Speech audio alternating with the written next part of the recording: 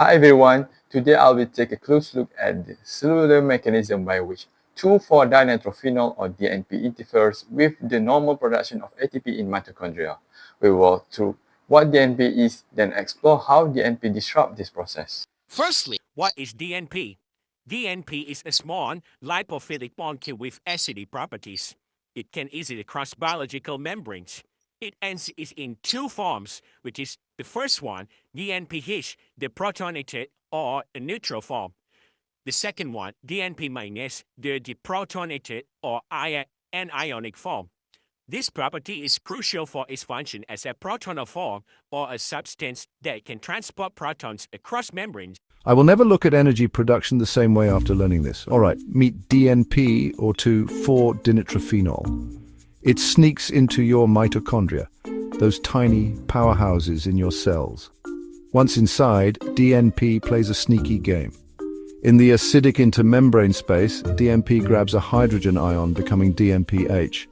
Because it's uncharged and loves fats, it slips right through the inner mitochondrial membrane into the matrix.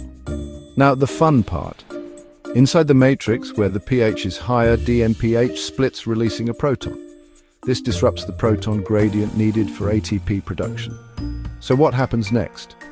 The now negatively charged DNP returns to the intermembrane space, grabs another proton, and starts the cycle all over again. This proton bypass means no ATP synthase action, and no ATP means no energy. It's like turning off the main switch in a power plant. And that's how DNP uncouples your mitochondria. The result? Uncoupling of oxidative phosphorylation. By constantly shuttling protons across the membrane, DNP effectively short-circuits the proton gradient. This means ATP synthase no longer has the energy it needs to function. ATP production decreases sharply. But the ETC keeps running, trying to rebuild the lost gradient. This futile cycle consumes oxygen and substrates at an accelerated rate. Let's talk about oligomycin, a powerful inhibitor in ATP synthase. Oligomycin works by binding to the 4 subunit of the ATP synthase, that's complex 5 in the mitochondria. It blocks the proton channel, so proton can't flow back into the mitochondrial matrix.